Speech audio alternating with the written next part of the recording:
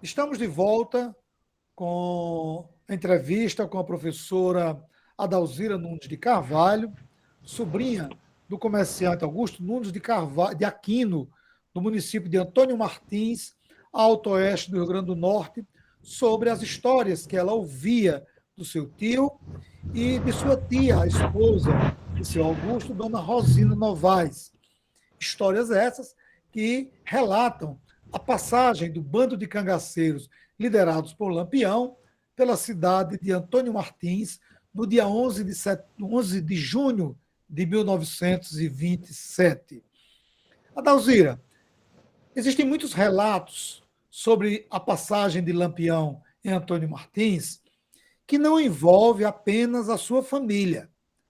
Eu vou citar aqui um exemplo de um relato, um exemplo de um episódio ocorrido e gostaria que você falasse se você ouviu falar desse relato. A, a violência praticada pelos cangaceiros junto à população de Antônio Martins, dentre elas um senhor, à época devia ser um jovem, um rapaz, chamado Vicente Teixeira de Lira. Você ouviu alguma história do seu tio ou de outra pessoa sobre esse episódio com o seu Vicente? Conheci muito seu Vicente, a gente chamava seu Vicente Lira, era pedreiro lá de casa, ele ia trabalhar lá em casa e a gente pedindo a ele para contar a história de Lampião, e ele mostrava a cicatriz da facada que levou, assim, à altura das costelas, nas costas. Então, seu Vicente, por que ele fez isso com o senhor? O seu Vicente ia passando, ele mandou seu Vicente pegar um animal para eles levarem, e seu Vicente foi pegar, o animal deu trabalho a pegar, e enquanto isso ele furou seu Vicente, deu essa facada. Aí soltou seu Vicente, felizmente abandonou seu Vicente, quando viu que ele estava ferido, pegou o animal e saiu do local. E seu Vicente, felizmente, ficou vivo para contar a história. Era uma facada grande, a lista nas costas dele era muito grande. Então, a gente sempre tinha essa curiosidade de perguntar o que ele viu, como era o pessoal do Lampião, tudo isso. Um outro episódio que também eu vi em alguns livros que narram a passagem do bando de cangaceiros liderado por Lampião na cidade de Antônio Martins é o episódio na igreja de Santo Antônio.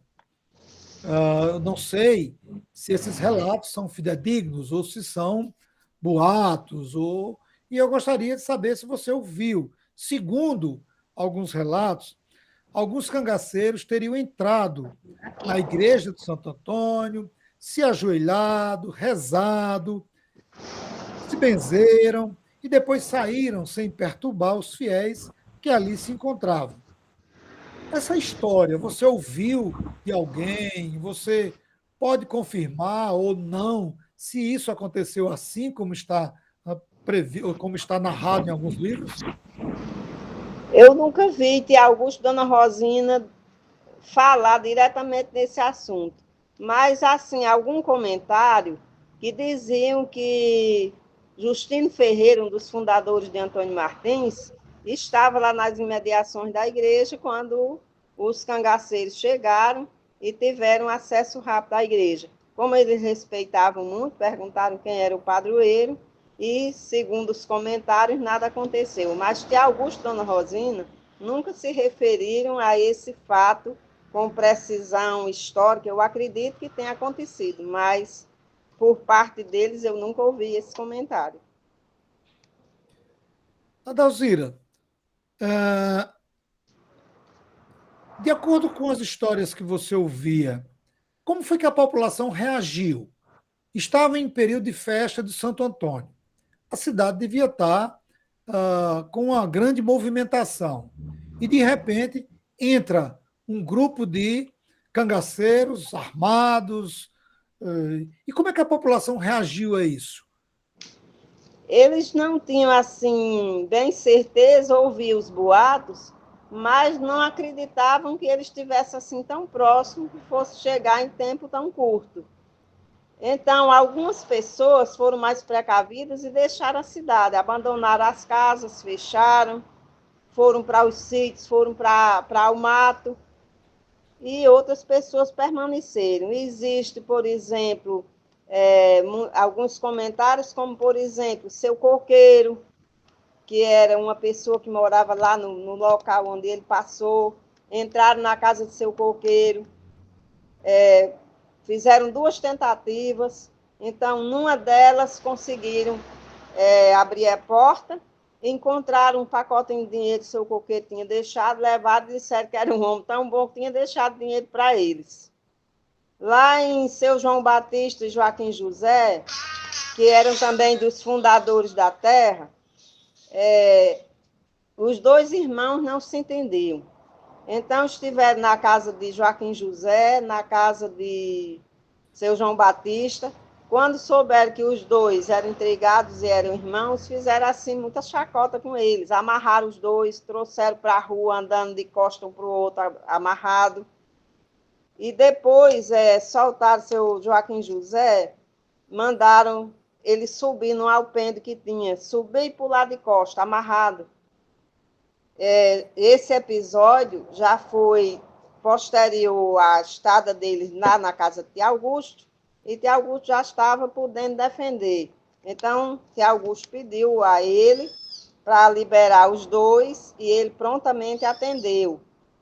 E Joaquim José e seu João Batista voltaram para casa. Eu conheci todos os 2, comprei muita fruta no sítio de seu Joaquim José, conheci muito seu João Batista, a família dele, seu coqueiro, seu Basílio, que foi um que Tia Augusto mandou uma carta pedindo um dinheiro emprestado. Quando o dinheiro chegou, o Lampião dispensou, nem recebeu mais. Conheci também a família de seu Basílio. Existem muitos familiares dessas pessoas aqui. Aqui moram os netos de Tia Augusto, pessoas dessas famílias de João Batista, de Joaquim José. Então, ainda tem pessoas assim mais novas da família que existem e que contam esses fatos. Por exemplo, existe uma pessoa de Antônio Martins chamada Maria Esté, que era conhecida por Lilia, filha de Dona Líria, que era uma senhorinha idosa que eu ia muito para a igreja com ela. Então, elas caminharam entre o bando de Lampião. Lilia, pelo menos, tinha 13 anos de idade quando caminhou entre os cangaceiros. Dona Líria era conhecida, era uma pessoa assim, muito de igreja, e foi vista caminhando próximo a esse grupo de Lampião. Tinha também seu Cirilo Rosa, foi golpeado, ele estava com um violão, e tomaram o violão de seu Cirilo Rosa, também cheguei a conhecer. Então, houve esses episódios lá, e agora muita gente saiu, muita gente correu, tinha pouca gente na rua, algumas pessoas que não acreditaram que ia chegar tão logo, estavam na igreja ou na frente da igreja.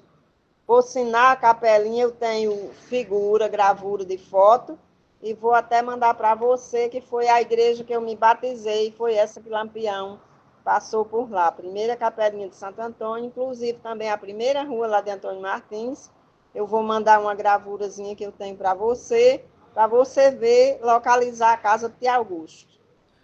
Dalziro, você ouviu alguma história de alguém ter sido morto, desses cangaceiros ter assassinado alguém na sua cidade? Não, até hoje nunca ouvi falar. Inclusive, tem um senhor que morava nos buracos, eu não estou lembrado o nome dele agora, mas ele foi levado para Antônio Martins, amarrado. Quando chegou, Tia Augusto pediu, conseguiu libertar. Estava havendo até um casamento no sítio Buracos, e eles foram para lá, disseram que iam se alimentar lá no casamento. Tia Augusto pediu a eles: pode participar direitinho, não mexam com ninguém, que é um pessoal bom.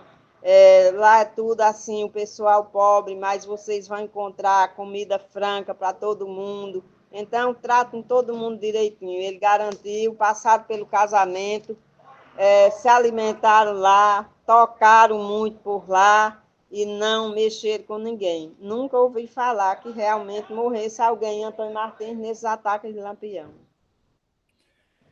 Nós estamos encerrando o nosso segundo bloco da entrevista com a professora Adalzira Nunes de Carvalho, sobrinha do comerciante Augusto Nunes de Aquino e de Dona Rosina Novaes, moradores da cidade de Antônio Martins, cidade essa no alto oeste do Rio Grande do Norte, e em que o bando saqueou algumas casas de comércio, inclusive a do seu Augusto Nunes, e ah, por ocasião da passagem do bando de cangaceiros, né, a, a dona Rosina teria sido